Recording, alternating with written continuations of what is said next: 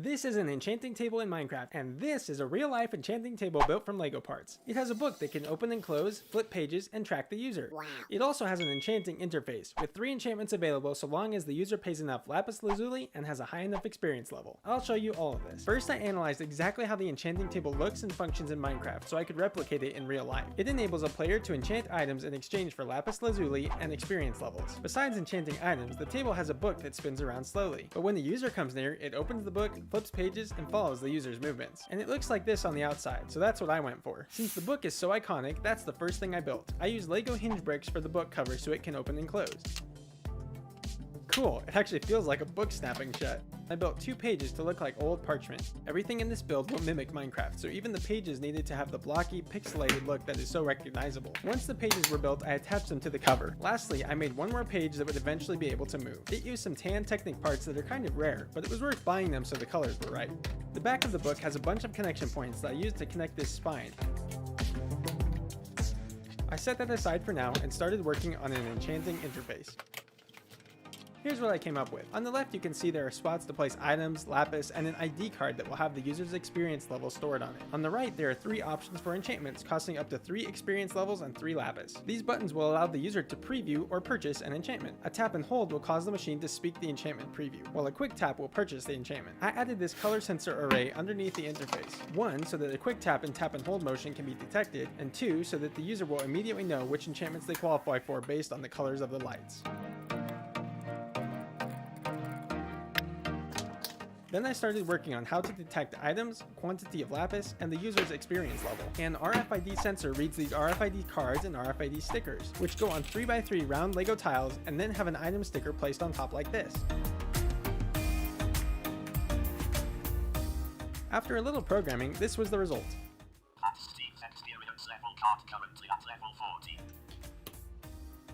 That's a netherite sword with no enchantments on it. Nice, that's perfect. The sensor can even read through objects and from about 1 inch away, so the sensor can be hidden underneath the enchanting interface. That's a lapis lazuli token with 9 lapis on it. I needed a way to have it read each token or card separately, so I got to work on that next.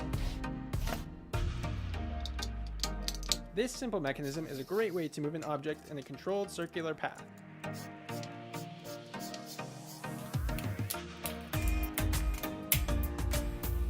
That's too fast, but if I slow it down, yep, that should do.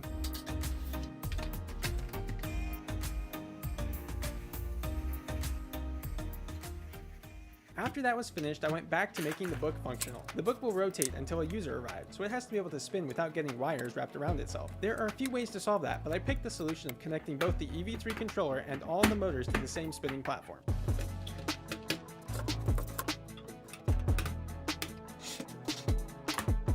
This motor will spin the platform. And this little assembly uses a worm gear to rotate 2 linkages that will open and close the book. Finally, a 3rd motor was added to flip the movable page back and forth.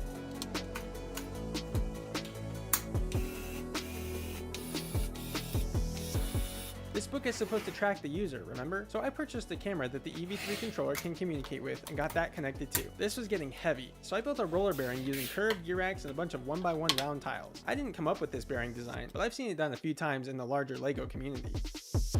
I placed 1 orange tile so I could track movement of the rolling tiles if needed. I put the 2 halves together and gave it a test. The bearing actually worked amazingly well. There are the tiles rolling around. Ah, yep, there's the orange one.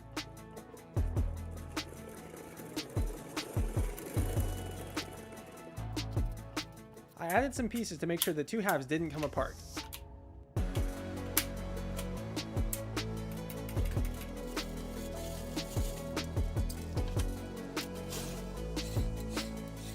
After a little bit of work, I finally got the book connected, including the supports, linkages for the cover, and the U-joint for the movable page. Here's how they work.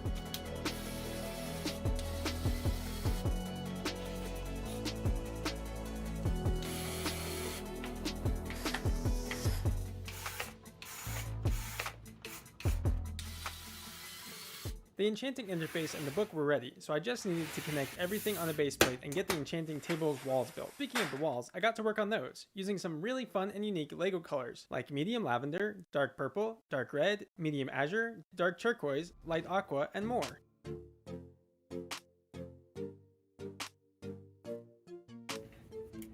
Then, using the enchanting interface as a guide, I tiled off the base plate and added these bricks with grooves and door rails. Then I created the gear train that would work for extending and retracting the enchanting interface.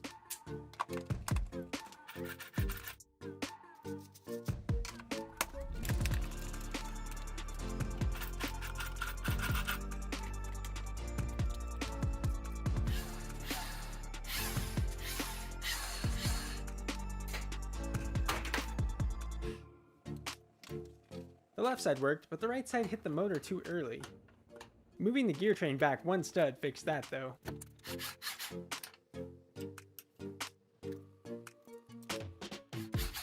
This section will blend right in with the walls of the enchanting table.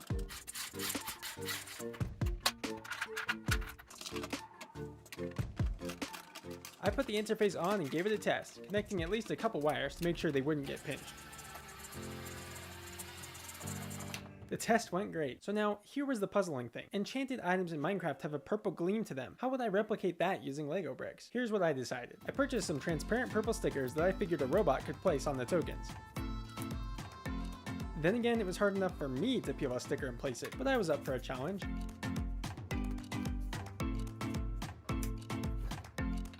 Here's the concept for how the robot will peel the stickers. By running the sticker paper over an object with a sharp angle change, like this lift arm, and keeping a lot of tension on the sticker paper, the stickers will peel themselves off the paper, just like this. Keeping that in mind, I got started on the mechanism to do that.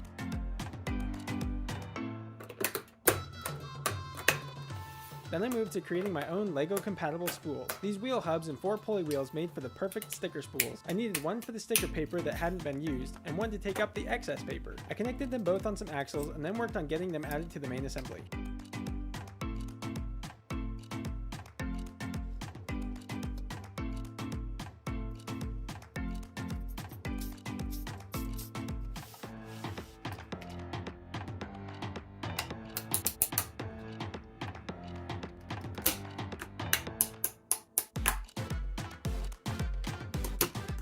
Here's how I wound the stickers onto the new LEGO spools.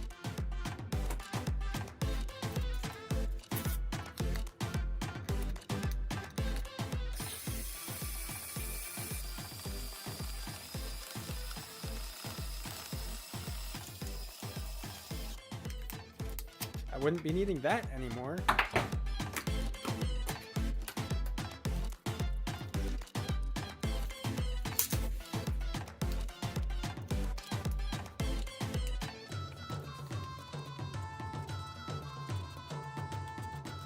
Next, I checked with an item token to make sure it was in the right location. Remember how I said there needed to be lots of tension on the paper for it to peel? Well, instead of using tan pins without friction ridges, like normal, I used blue pins with friction ridges to provide resistance. This wall of Technic bricks allows a variable number of blue pins to be added to increase the resistance to the right amount. Next, I added a motor to run the sticker peeler mechanism. I used a worm gear to gear it way down so the torque was increased enough to overcome the resistance of the pins with friction ridges.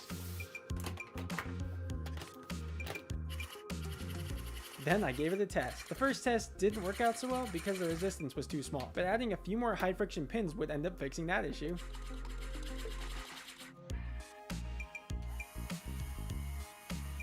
Now the stickers were peeling off like they were supposed to.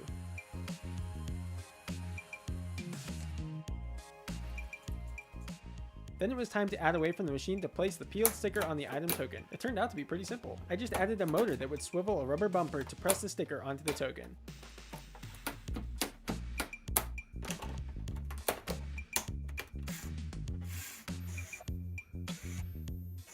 I realized I should probably add some cable guards since several cables will be moving around near gears, so that came next.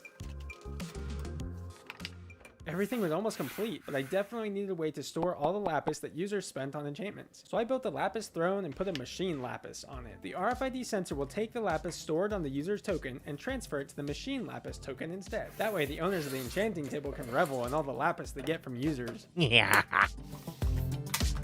I added another EV3 controller to run the motors and sensors located in the base of the enchanting table, and finally got the book connected. I tried to keep everything in the base below a certain height, so the spinning platform wouldn't catch on anything. I had to lower a couple small things, but nothing too major. I already built the walls of the enchanting table, but I needed the top too, so I built these two halves, which will allow me to still remove the walls easily. Then I completed the build by covering up the book's mechanisms with a dark red cover like you see in the game.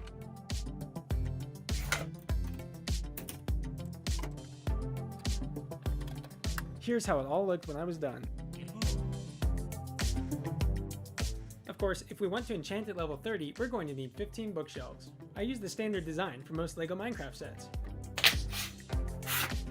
After some programming, it was time to run the 100% working LEGO Minecraft Enchanting Table. To start with, this is how the machine vision works for tracking a user's movement. I'm just walking along and, oh look, a random enchanting table.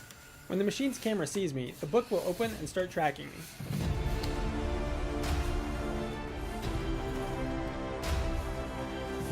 Here's the camera's point of view. It even followed me when I was done with the shot and was walking back to the camera. Now for the rest of the enchantment table. Let's see who stops by. Well, hello there, Steve. XD level 40. 7 lapis. Unbreaking 1.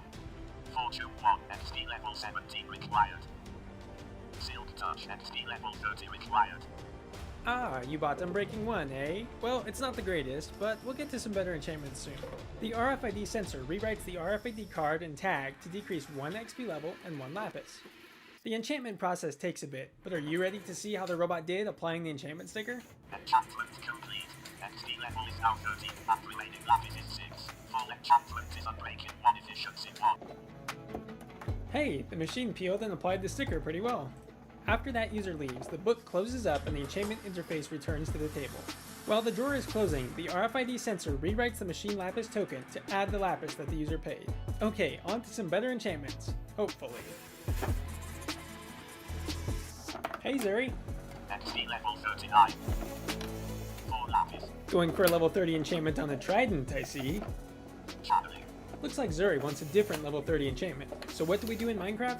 Dummy enchantments are the answer. This real-life enchanting table can do that too.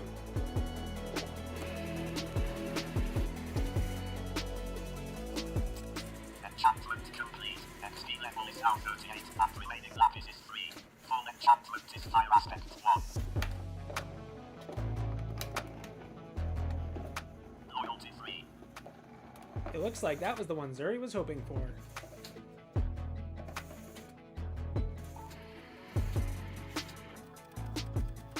Enchantment complete. XD level is now 35, and remaining lapis is 0. That's about as useful as a gift card with no money on it, haha. Full enchantment is loyalty 3. It looks really cool with the table walls on, but there's a lot going on inside, so I'll show you the next enchantment without the cover.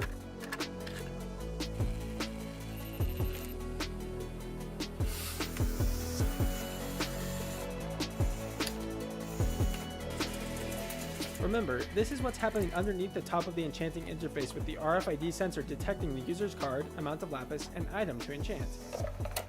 XD level 43, 64 lapis. Power 4.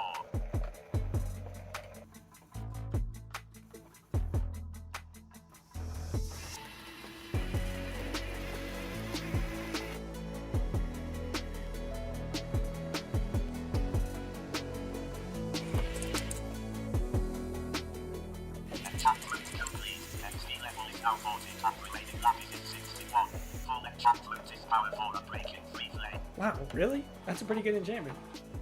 Hello owner, here you go. Plus 8 XD levels and 8 lapis.